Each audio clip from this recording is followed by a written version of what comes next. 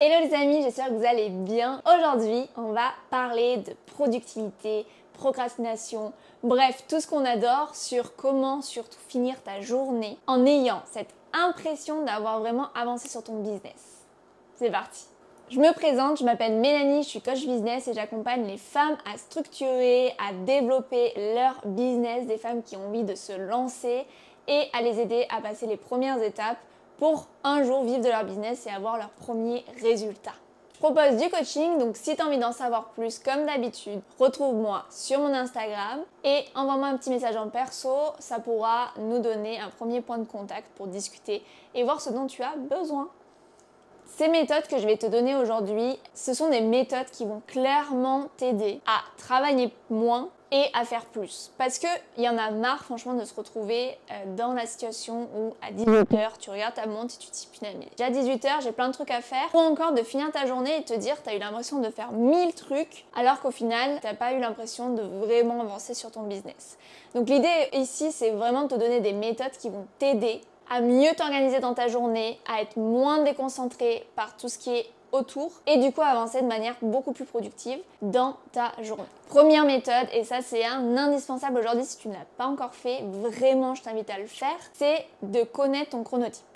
Donc j'avais fait une vidéo sur le sujet que je te mets par là-haut. Je ne sais jamais de quel côté c'est. Mais pour de la faire courte, c'est qu'on a tous 4 types de fonctionnement différents en termes de sommeil, en termes d'énergie dans sa journée. Et il y a 4 profils différents. Tests que tu peux retrouver aussi sur internet, sur Google, si tu tapes chronotype, tu vas pouvoir trouver des tests et les faire. Si tu veux en tout cas en savoir beaucoup plus, je t'invite sur la vidéo à regarder. Deuxième méthode, c'est peut-être quelque chose que tu fais déjà ou pas. Mais c'est de faire des to-do. Alors on fait souvent des to-do à la journée, ce qui est très bien. Et quand on fait des to-do à la journée, ce que je peux te conseiller, c'est d'appliquer la méthode 3-3-3. C'est 3 actions prioritaires, 3 tâches prioritaires concernant ton business, 3 tâches qui sont un petit peu moins prioritaires et 3 tâches perso. Tu fais la journée, c'est trop cool. Maintenant, ce que je vais t'inviter à faire dans un second temps, c'est de faire à la semaine. Pourquoi? Parce que ça va t'aider à être encore plus clair sur tout ce que tu as à faire le dimanche soir ou lundi matin. Tu t'écris toutes les tâches que tu penses, perso et pro, que tu as besoin de faire dans ta semaine.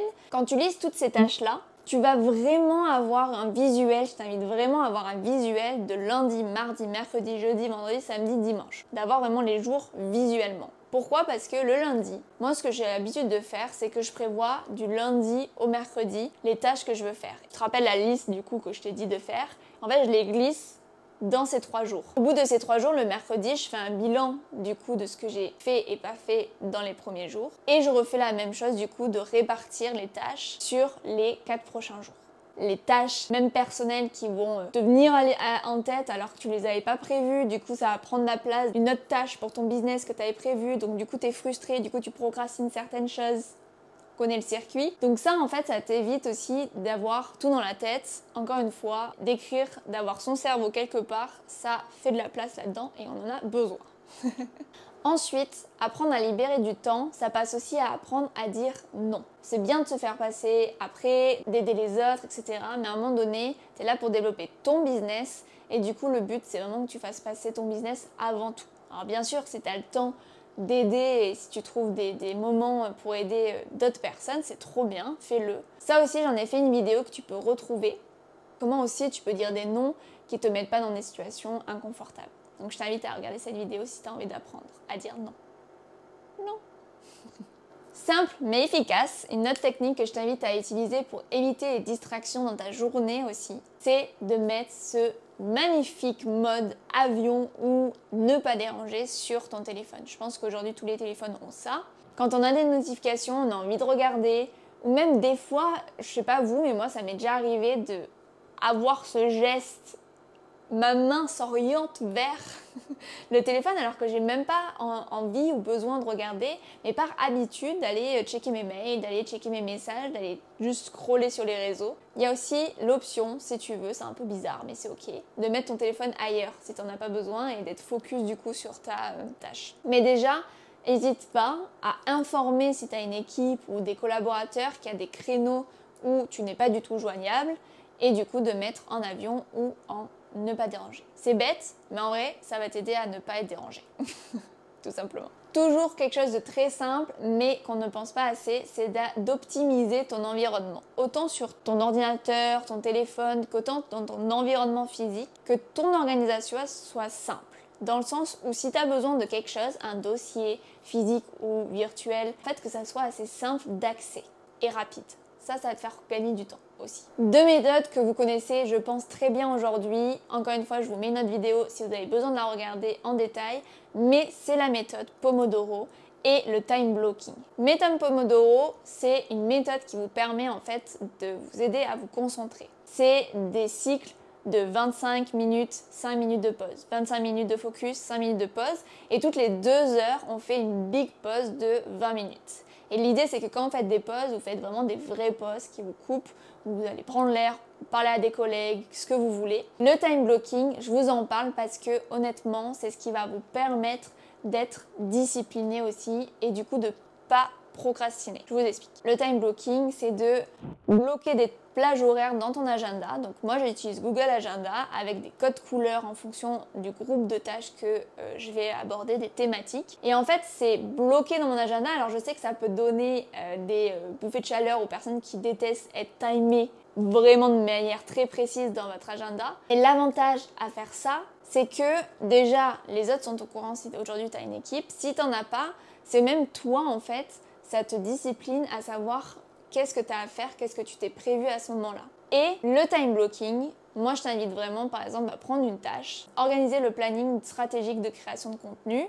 Peut-être que ça va te prendre pour YouTube et Instagram. Pour 2 réseaux sociaux, imaginons, ça peut te prendre peut-être 2h30, 3h. Allez, partons sur 3h.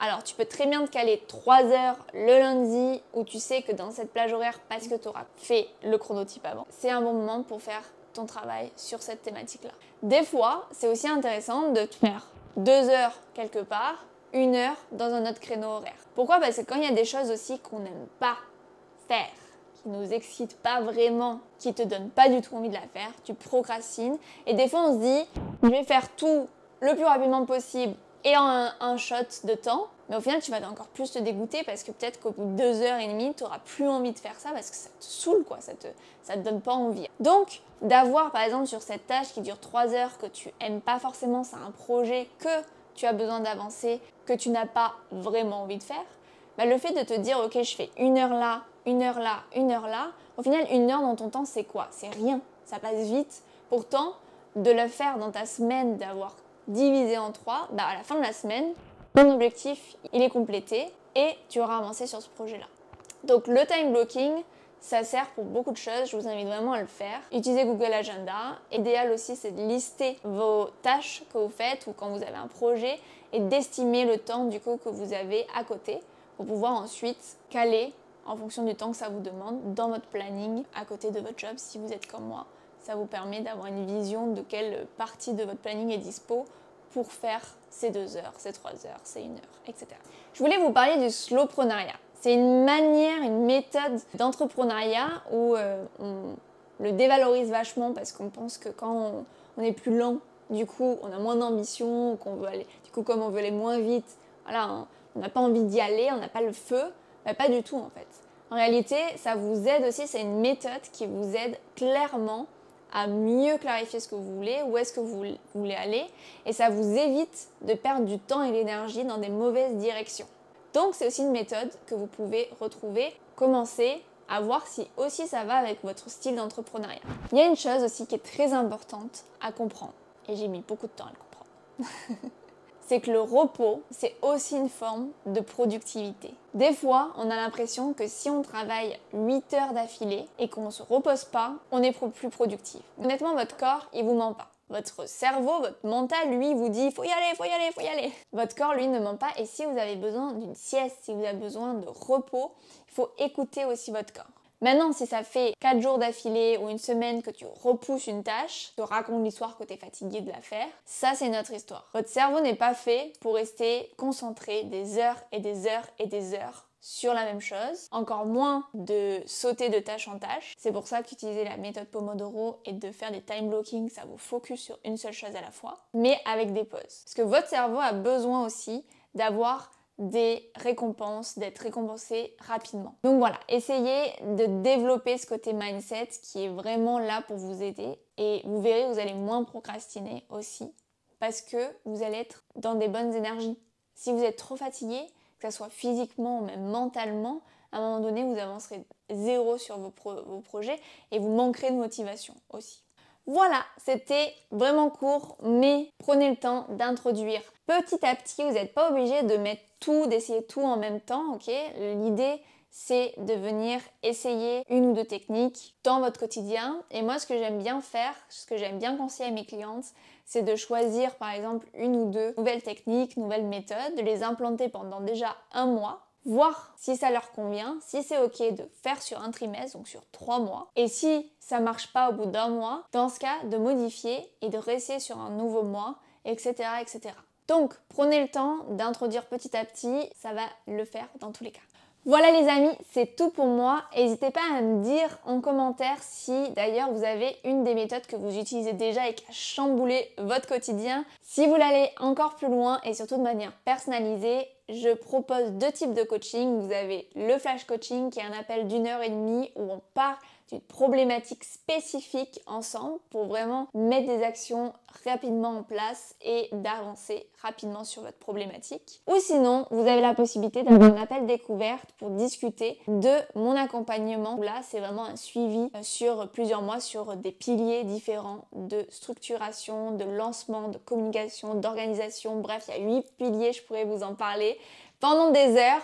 Mais si ça vous intéresse, toujours la même chose, envoyez-moi un message sur mon Instagram. C'est là où je communique le plus. Et en attendant la prochaine vidéo, je vous dis à très vite. Je vous fais des bisous. Merci d'avoir visionné cette vidéo.